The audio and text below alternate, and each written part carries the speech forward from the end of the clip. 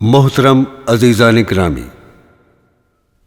اللہ عز و جل نے انسان کو دو باطنی قوتوں کا مجموعہ بنایا ہے، ایک عقل اور دوسری شہوت، اور پھر ان دونوں قوتوں کے کچھ مددگار مقرر فرمائے ہیں۔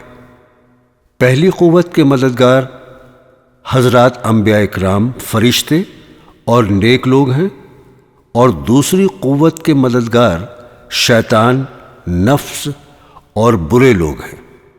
عقل کا نور انسان کو سیدھی راہ پر چلانے کی کوشش کرتا ہے، جبکہ شہوت کا فطور اسے اس راہ سے بھٹکانے کا کام کرتا ہے۔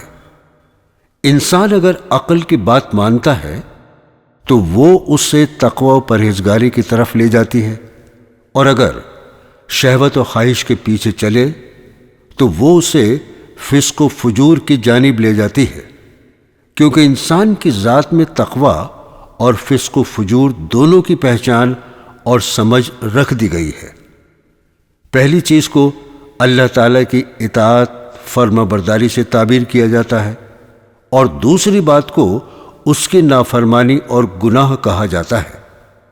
عقل کا نور اور دل کا شعور رکھنے والے شخص کو یہ کسی طرح زیب نہیں دیتا کہ وہ اللہ تعالیٰ کا دیا ہوا رزق کھائے مگر پھر بھی گناہ کرے، اس کے ملک اور بادشاہی میں رہے مگر نافرمانی نہ چھوڑے، اسے سمیع و بصیر بھی مانے کہ وہ ہر جگہ اور ہر لمحہ اسے دیکھ رہا ہے، پھر بھی معصیت کا ارتکاب کرے اور دن رات اس کی مسلسل اور بے پایہ نعمتوں سے لطف اٹھائے مگر اس کے احکام سے روگردانی کا عمل ترک نہ کرے۔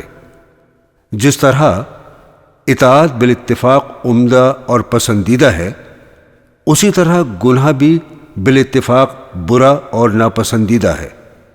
اطاعت و فرما برداری انسان کو دنیا و آخرت میں عزت و عظمت سے سرفراز کرتی ہے، جبکہ گناہ اور نافرمانی اسے ذلت اور رسوائی کے عمیق گڑھے میں پہنچا دیتی ہے۔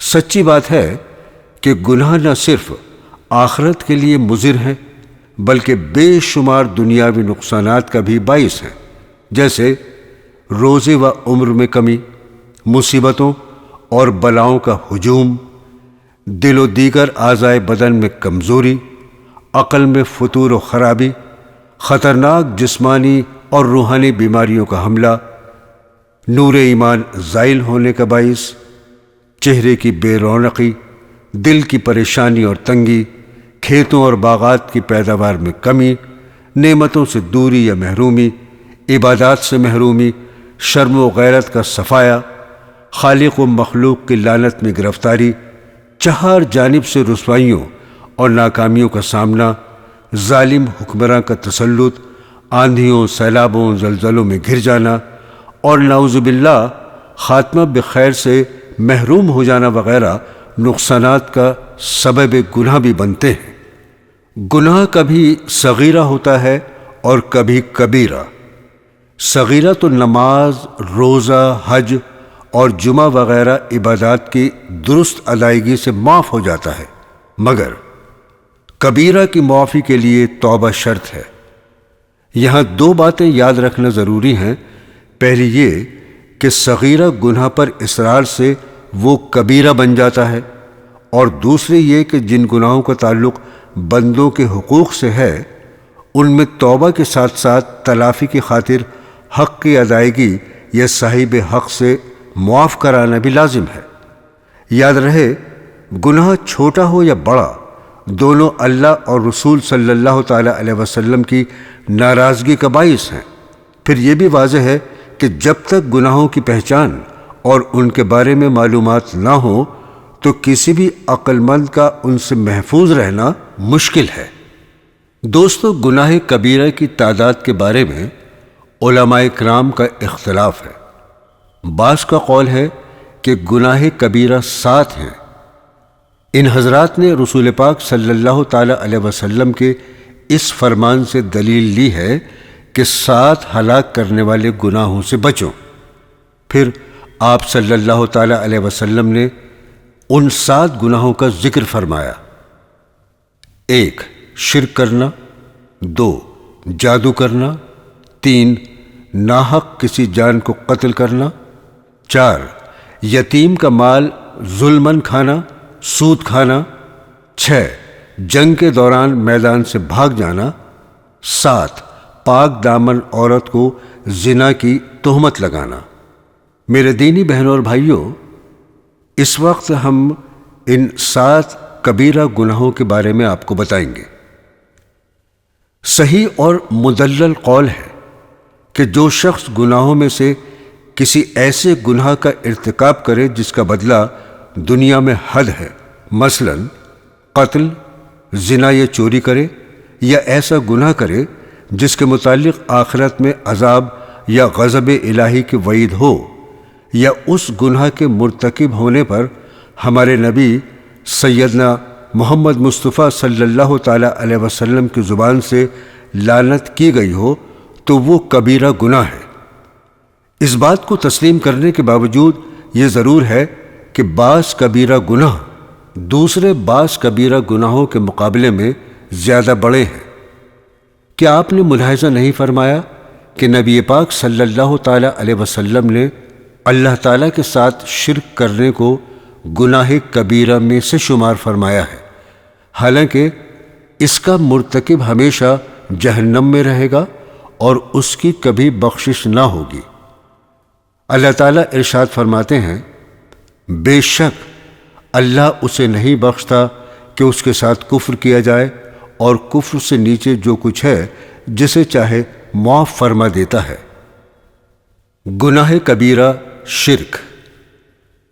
شرک یہ ہے کہ تو کسی کو اللہ عز و جل کا ہمسر قرار دے، حالانکہ اس نے تجھے پیدا کیا ہے، اور اللہ تعالیٰ کے ساتھ تو اس کے غیر، مثلاً پتھر، انسان، چاند، سورج، نبی، ولی، جن، ستارے یا فرشتے وغیرہ کی عبادت کرے۔ سورہ المائدہ کی آیت نمبر 72 ہے، جس کا ترجمہ ہے، بے شک جو اللہ کا شریک ٹھہرائے تو اللہ نے اس پر جنت حرام کر دی اور اس کا ٹھکانہ دوزخ ہے۔ مزید فرمایا، بے شک شرک بڑا ظلم ہے۔ اس بارے میں متعدد آیات مبارکہ وارد ہیں، لہذا جس شخص نے اللہ عز و جل کے ساتھ شرک کیا پھر بحالت شرک ہی مر گیا تو وہ قطعی جہنمی ہے، جیسا کہ وہ شخص جنتی ہے جو اللہ تعالیٰ پر ایمان لایا اور ایمان کی حالت میں دنیا سے رخصت ہوا، اگرچہ کسی گناہ کے سبب عذاب دیا جائے۔ حضور اکرم صلی اللہ تعالیٰ علیہ وسلم نے فرمایا، کیا میں تمہیں سب سے بڑے گناہ کے بارے میں نہ بتاؤں؟ اللہ تعالیٰ کے ساتھ شریک ٹھہرانا سب سے بڑا گناہ ہے۔ 7 ہلاک کرنے والے گناہوں سے بچو۔ ان میں سے ایک آپ صلی اللہ تعالیٰ علیہ وسلم نے شرک کا بھی ذکر فرمایا۔ گناہ کبیرہ قتل ناحق۔ اللہ عز و جل قتل ناحق کی مذمت میں ارشاد فرماتے ہیں، اور جو کوئی مسلمان کو جان بوجھ کر قتل کرے تو اس کا بدلہ جہنم ہے کہ مدتوں اس میں رہے، اور اللہ نے اس پر غضب کیا اور اس پر لعنت کی اور اس کے لیے تیار رکھا بڑا عذاب۔ سورہ نساء آیت نمبر 93۔ حضور اکرم صلی اللہ تعالی علیہ وسلم نے فرمایا، 7 ہلاک کرنے والے گناہوں سے بچو۔ ان گناہوں میں سے رسول پاک صلی اللہ تعالی علیہ وسلم نے قتل ناحق کو بھی شمار فرمایا۔ دریافت کیا گیا، سب سے عظیم گناہ کون سا ہے؟ رسول کریم صلی اللہ تعالی علیہ وسلم نے ارشاد فرمایا، تیرا کسی کو اللہ تعالیٰ کا ہمسر قرار دینا، حالانکہ اس نے تجھے پیدا کیا ہے۔ سائل نے عرض کیا، پھر کون سا؟ فرمایا، تیرا اپنی اولاد کو اس خوف سے مار ڈالنا کہ وہ تیرے ساتھ کھائے گی۔ عرض کی گئی، پھر کون سا؟ فرمایا، تیرا اپنے پڑوسی کی بیوی کے ساتھ زنا کرنا۔ جب 2 مسلمان اپنی تلواروں کے ساتھ باہم ٹکراتے ہیں تو قاتل اور مقتول دونوں جہنمی ہیں۔ عرض کی گئی، یا رسول اللہ صلی اللہ تعالی علیہ وسلم، ایک تو قاتل ہے لیکن مقتول کا کیا قصور؟ ارشاد فرمایا، وہ بھی اپنے مقابل کو قتل کرنے پر حریص ہوتا ہے۔ آدمی اپنے دین میں کشادگی اور وسعت میں رہتا ہے جب تک وہ خون حرام سے آلودہ نہ ہو۔ حضور اکرم صلی اللہ تعالی علیہ وسلم نے فرمایا، میرے بعد کافر مت ہو جانا کہ ایک دوسرے کی گردنیں مارنے لگو۔ ایک مومن کا قتل کیا جانا اللہ عز و جل کے نزدیک دنیا کے تباہ ہو جانے سے زیادہ بڑا ہے۔ لوگوں کے درمیان سب سے پہلے خون کے بارے میں فیصلہ کیا جائے گا۔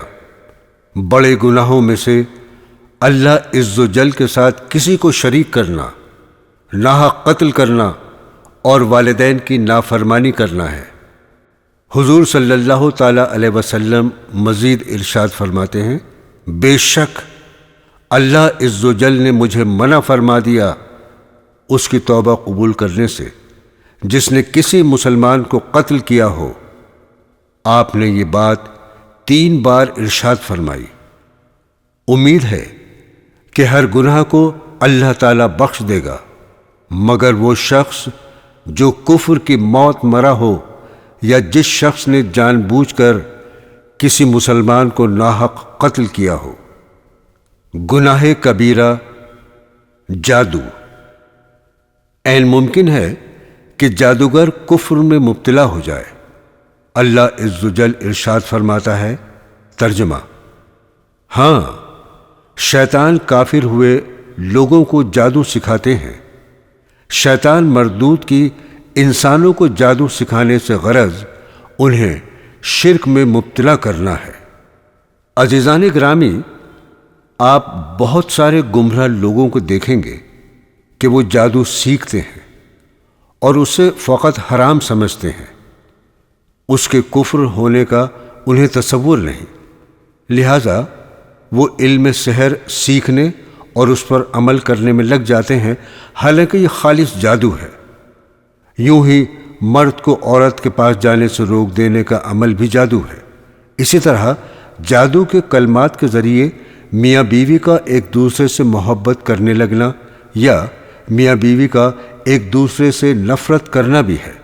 یہ کلمات ایسے ہوتے ہیں جن کے معنی معلوم نہیں ہوتے اور ان میں اکثر عملیات شرک اور گمراہ کن کلمات پر مبنی ہوتی ہیں۔ فرمایا حضور اکرم صلی اللہ تعالی علیہ وسلم نے کہ 7 ہلاک کرنے والے گناہوں سے بچو۔ ان میں آپ صلی اللہ تعالی علیہ وسلم نے جادو کا بھی ذکر کیا۔ لہذا بندے کو اپنے رب تعالیٰ سے ڈرنا چاہیے اور اس چیز میں مشغول نہیں ہونا چاہیے جس میں دنیا و آخرت کا خسارہ ہے۔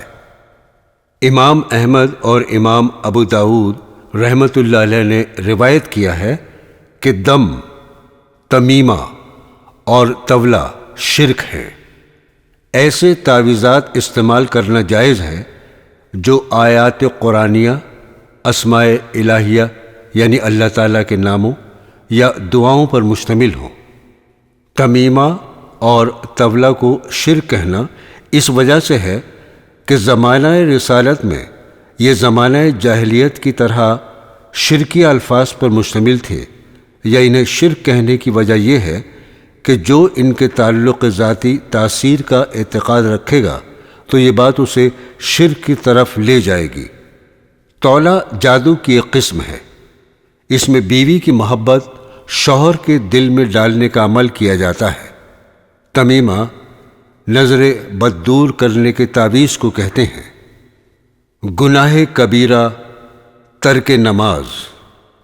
سورہ الماؤن میں ارشاد باری تعالیٰ ہے، تو ان نمازیوں کی خرابی ہے جو اپنی نماز سے بھولے بیٹھے ہیں، وہ جو دکھاوا کرتے ہیں اور برتنے کی چیز مانگے نہیں دیتے۔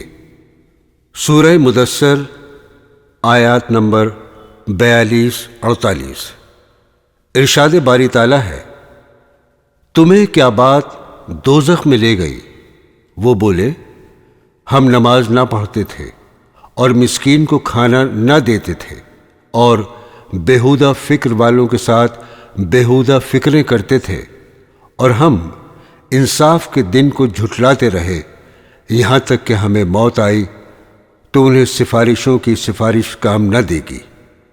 رسول اللہ صلی اللہ تعالی علیہ وسلم نے ارشاد فرمایا، ہمارے اور کفار کے درمیان فرق نماز ہے، تو جس نے نماز ترک کر دی بلا شبہ اس نے کفر کیا۔ جس کی نماز عصر فوت ہو گئی اس کے عمل ضبط ہو گئے۔ رسول اکرم صلی اللہ تعالی علیہ وسلم نے ارشاد فرمایا، بندے اور شرک کے درمیان فرق نماز چھوڑ دینا ہے۔ رسول پاک صلی اللہ تعالی علیہ وسلم کا ارشاد ہے، جس نے جان بوجھ کر نماز کو ترک کیا بلا شبہ اللہ عز و جل کا ذمہ اس سے بری ہے۔ حضرت سیدنا عمر فاروق اعظم رضی اللہ تعالی عنہ نے ارشاد فرمایا، جس نے نماز ضائع کی اس کا اسلام میں کوئی حصہ نہیں۔ حضرت سیدنا ابراہیم علیہ السلام ارشاد فرماتے ہیں، جس نے نماز کو ترک کیا بلا شبہ اس نے کفر کیا۔ حضرت سیدنا ابو ہریرہ رضی اللہ تعالی عنہ سے مروی ہے کہ صحابہ کرام اعمال میں سے نماز چھوڑنے کے علاوہ کسی عمل کو کفر خیال نہیں کرتے تھے۔ شرک کے بعد نماز کو وقت پر نہ پڑھنے اور کسی مومن کو ناحق قتل کرنے سے بڑھ کر کوئی گناہ نہیں۔ رسول اکرم صلی اللہ تعالی علیہ وسلم نے ارشاد فرمایا، قیامت کے دن بندے کے اعمال میں سب سے پہلے نماز کے متعلق سوال ہوگا۔ اگر یہ درست ہوئی تو اس نے فلاح و کامیابی پائی، اور اس میں کمی ہوئی تو وہ نامراد ہوا اور اس نے نقصان اٹھایا۔ اس روایت کو امام ترمذی رحمۃ اللہ علیہ نے حدیث حسن قرار دیا ہے۔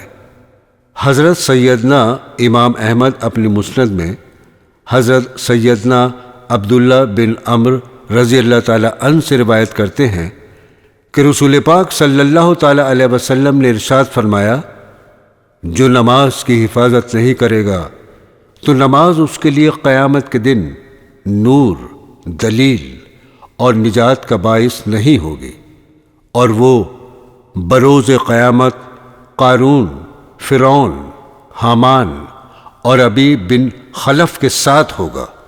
بعض علماء فرماتے ہیں، نماز ترک کرنے والا ان چار یعنی فرعون، قارون، حامان اور ابی بن خلف کے ساتھ اس لیے اٹھایا جائے گا کہ وہ اپنے مال، حکمرانی، وزارت اور تجارت کے باعث نماز کو چھوڑے گا۔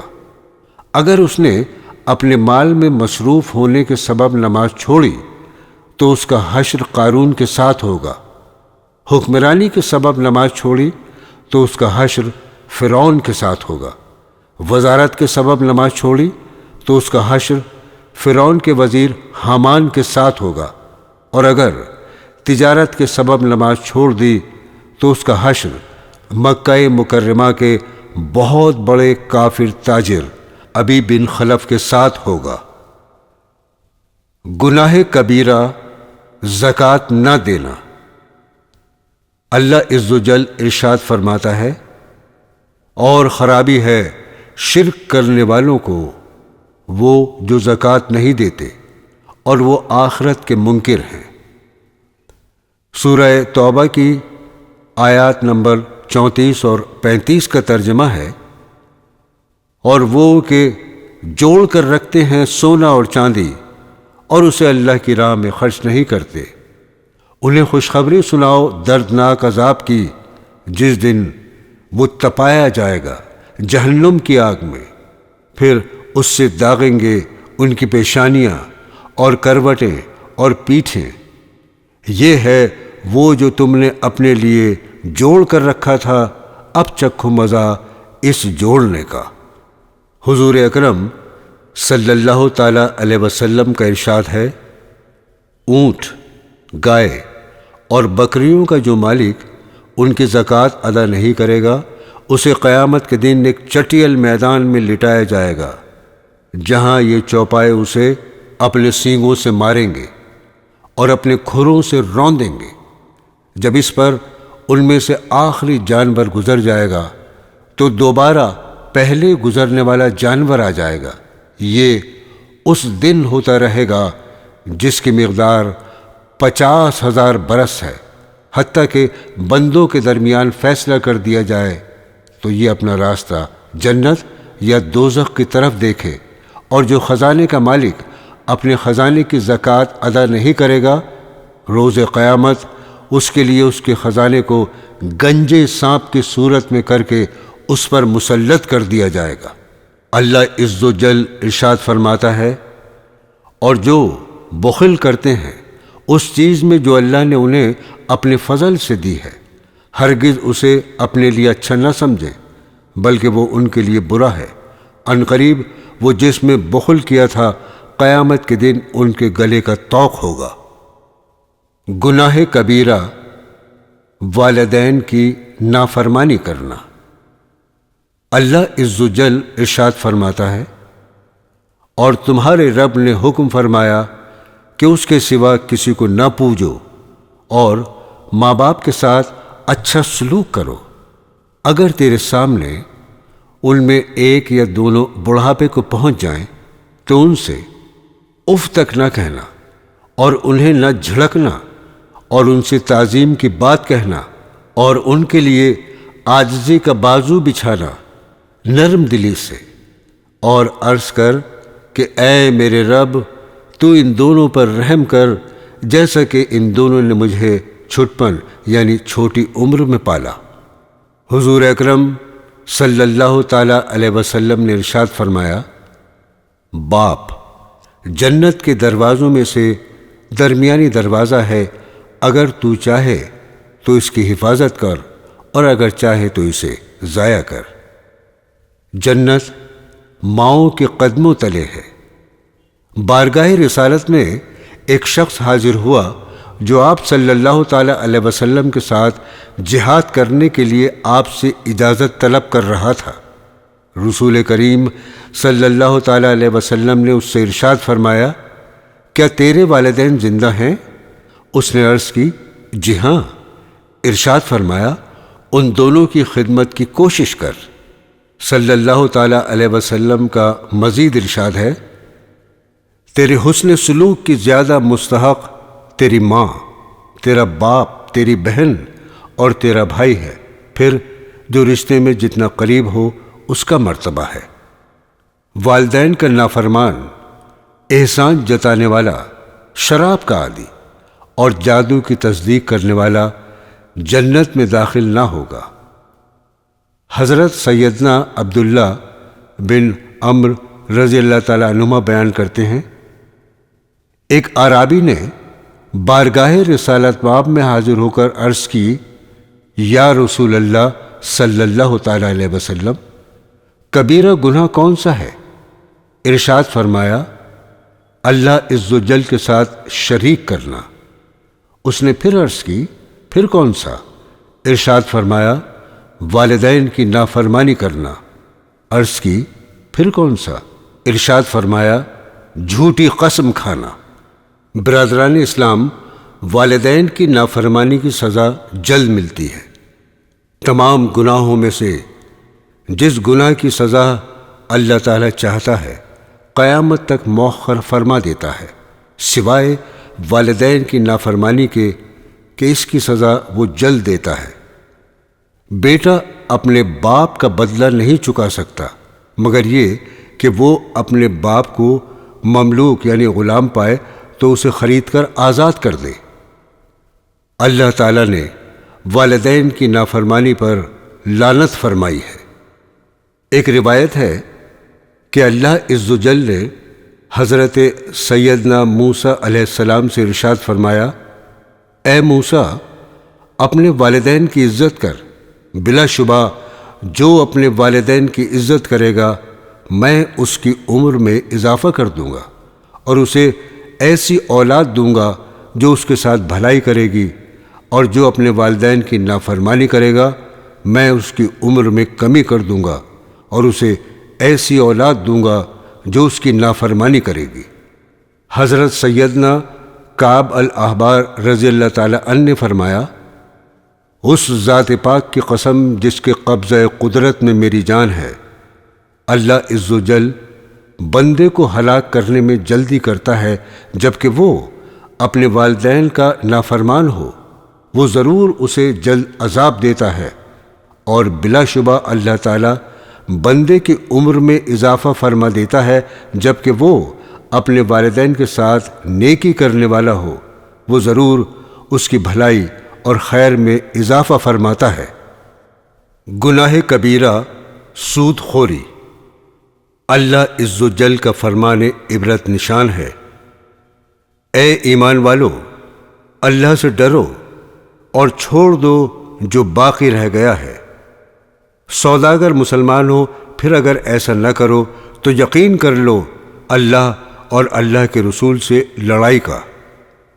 سورہ بقرہ کی آیت نمبر 275 ہے، وہ جو سود کھاتے ہیں قیامت کے دن نہ کھڑے ہوں گے مگر جیسے کھڑا ہوتا ہے وہ جسے آسیب نے چھو کر مخبوط بنا دیا ہو، یہ اس لیے کہ انہوں نے سچ کہا، بے بھی تو سودی کی مانند ہے، اور اللہ نے حلال کیا بے اور حرام کیا سود، تو جسے اس کے رب کے پاس سے نصیحت آئی اور وہ باز رہا تو اسے حلال ہے جو پہلے لے چکا، اور اس کا کام خدا کے سپرد ہے، اور جو اب ایسی حرکت کرے گا تو وہ دوزخی ہے، وہ اس میں مدتوں رہیں گے۔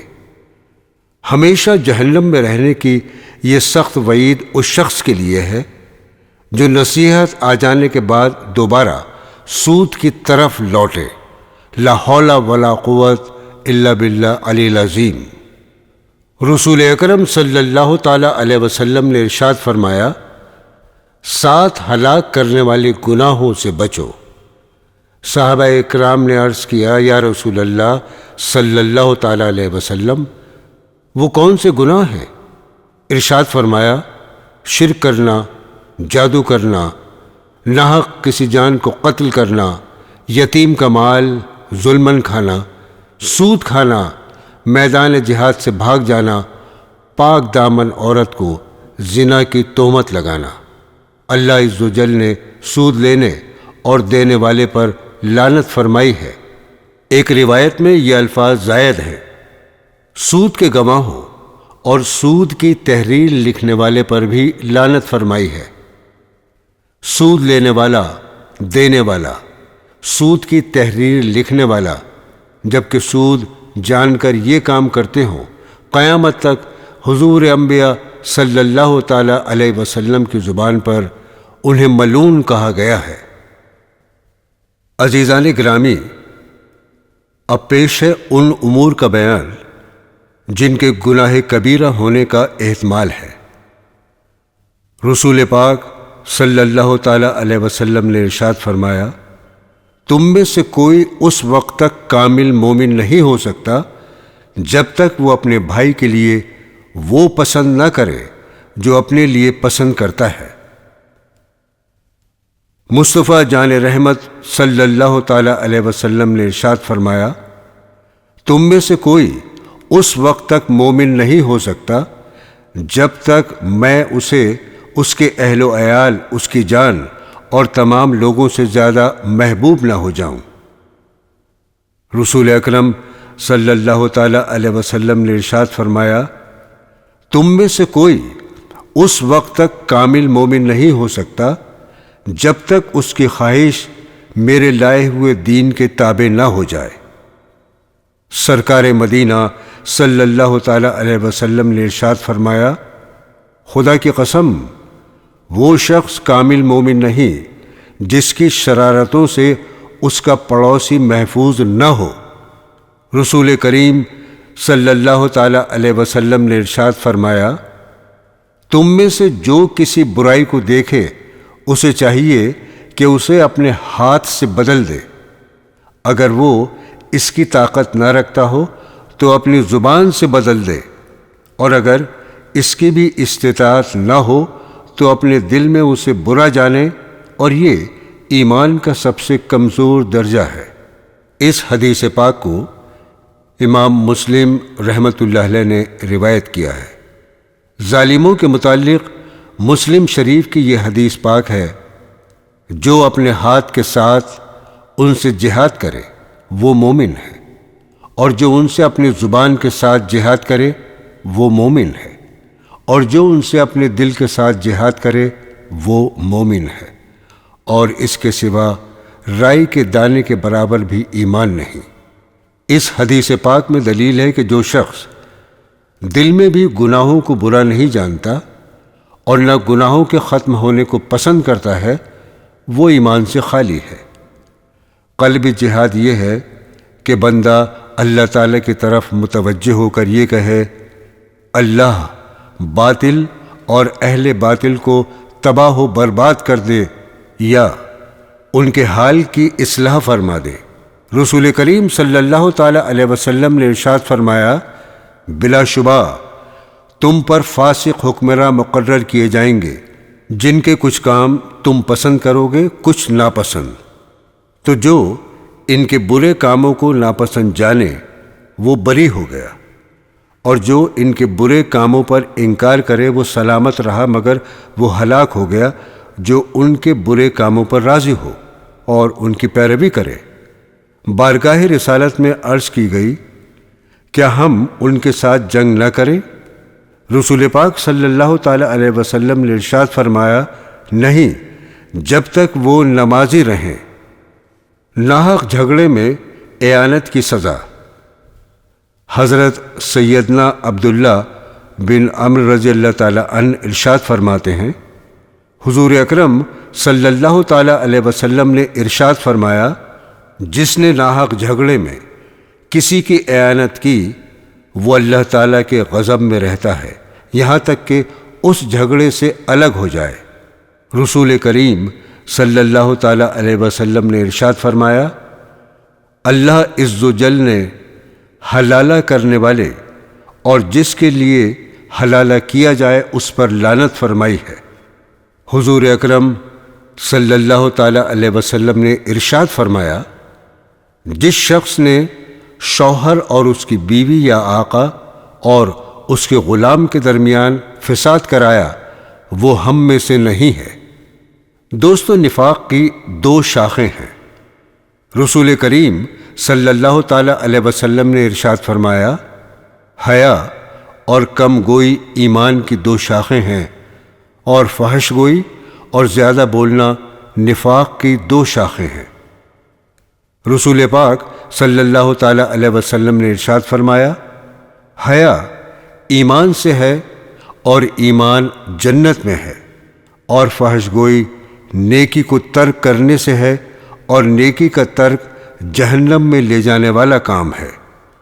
حضور اکرم صلی اللہ تعالیٰ علیہ وسلم نے ارشاد فرمایا، آدمی اللہ عز و جل کی خوشنودی کی کوئی بات کرتا ہے، اسے اس بات کی انتہا کے متعلق کوئی وہم و گمان نہیں ہوتا، مگر اللہ تعالیٰ قیامت تک کے لیے اس بات کے سبب اپنی رضا لکھ دیتا ہے، اور آدمی اللہ تعالیٰ کی ناراضگی کی کوئی بات کہہ دیتا ہے، اسے اس بات کی انتہا کے متعلق کوئی وہم و گمان نہیں ہوتا، مگر اللہ تعالیٰ قیامت تک کے لیے اس بات کے سبب اپنی ناراضگی لکھ دیتا ہے۔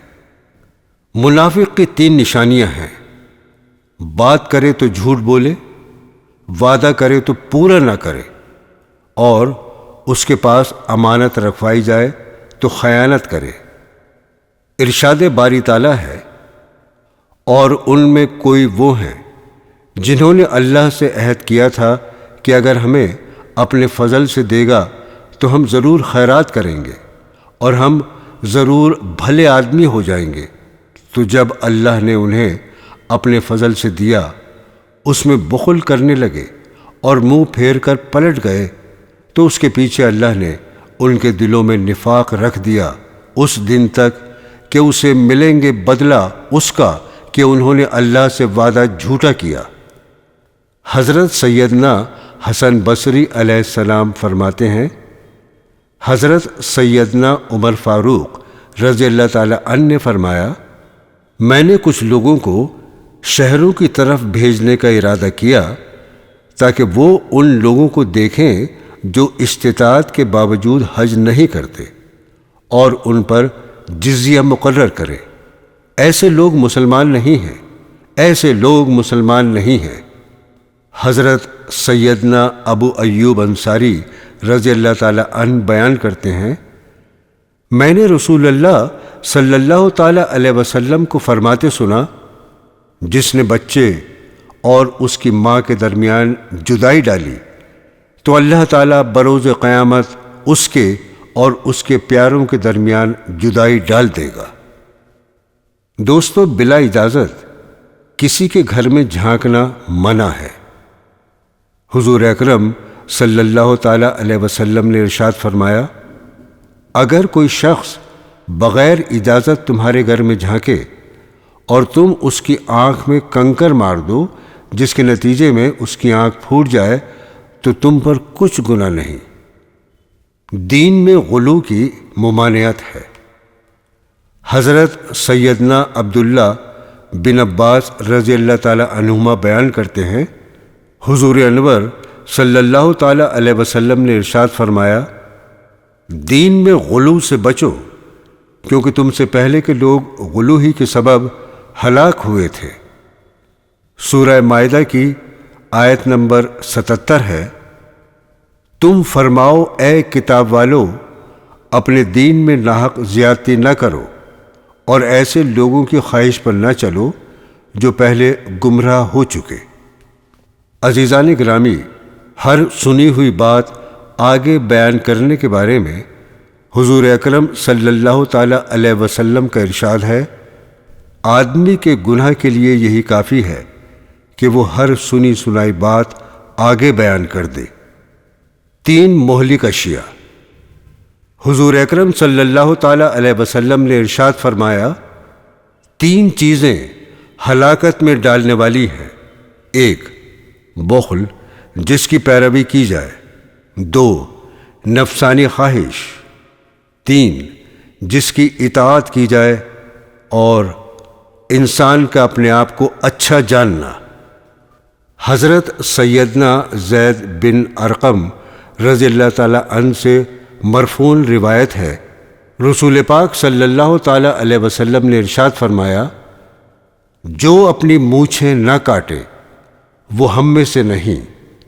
حضرت سیدنا ابن عمر رضی اللہ تعالی عنہ بیان کرتے ہیں، رسول اکرم صلی اللہ تعالی علیہ وسلم نے ارشاد فرمایا، آتش پرستوں کی مخالفت کرو، داڑھیوں کو بڑھنے دو اور مونچھوں کو پست کرو۔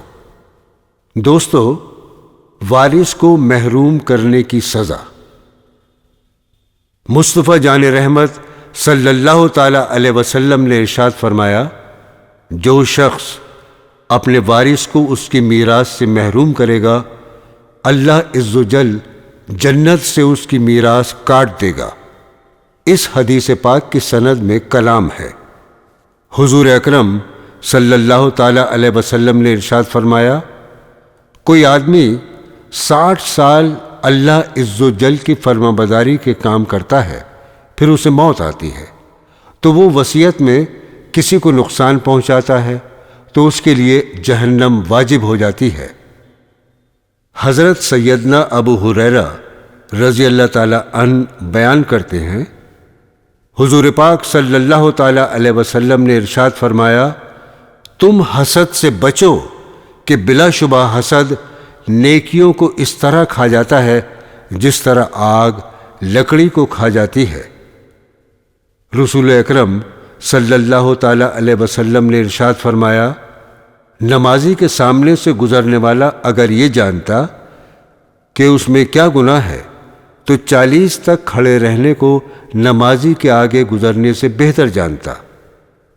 حبیب خدا صلی اللہ تعالی علیہ وسلم نے ارشاد فرمایا، جب تم میں سے کوئی کسی ایسی چیز کی آڑ میں نماز پڑھتا ہو جو اسے لوگوں سے چھپا لے، پھر کوئی اس کے سامنے سے گزرنا چاہے تو اسے چاہیے کہ وہ اس کے سینے پر ہاتھ رکھ کر اسے روکے، پھر اگر وہ نہ مانے تو اس سے جنگ کرے کہ وہ شیطان ہے۔ حضرت سیدنا ابو ہریرہ رضی اللہ تعالی عنہ بیان کرتے ہیں، رسول پاک صلی اللہ تعالی علیہ وسلم نے ارشاد فرمایا، اس ذات کی قسم جس کے قبضہ قدرت میں میری جان ہے، تم اس وقت تک جنت میں داخل نہیں ہو سکتے جب تک مومن نہ ہو جاؤ، اور تم اس وقت تک مومن نہیں ہو سکتے جب تک باہم محبت نہ کرو۔ کیا میں تمہاری ایسی چیز کی طرف رہنمائی نہ کروں کہ جب تم اسے کر لو تو تم باہم محبت کرنے لگو؟ تم آپس میں سلام کو عام کرو۔